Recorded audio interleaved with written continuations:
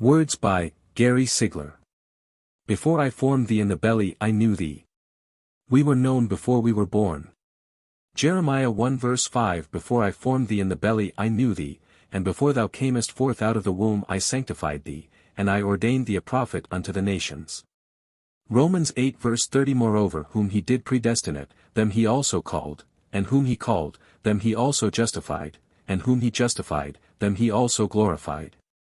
Not only were we foreknown, we were predestinated. I have shared many times over the years how a seed is predestinated to produce whatever it is. A seed of corn is predestinated to reproduce the corn kingdom. The seed of God, our true nature, which was planted in our earth body, at birth is predestinated to reproduce the life, nature and character of God on this earth. However, as we came through the birth canal we awoke in a physical dimension and forgot who we were and where we came from.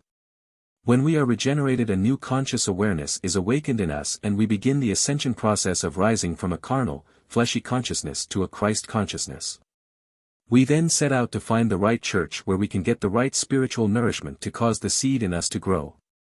What happens to most of us is we get into a religious environment where we are taught beliefs and doctrines that cause us to get into a performance-based Christianity, which puts us under the law of works, trying to justify ourselves by what we do rather than by what Christ has done. When you plant a seed in the ground, you would not think of teaching that seed how to grow.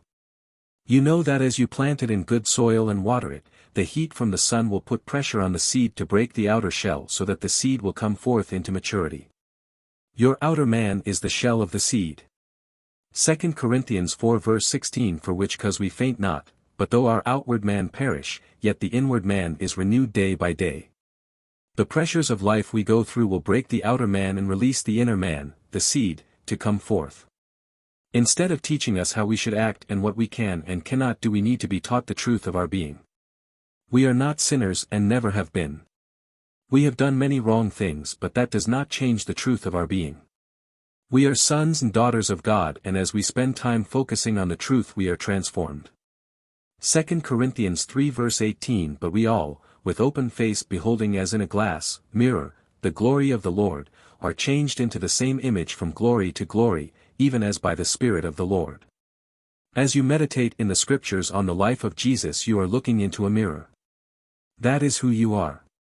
The more you behold him, the more you will become like him.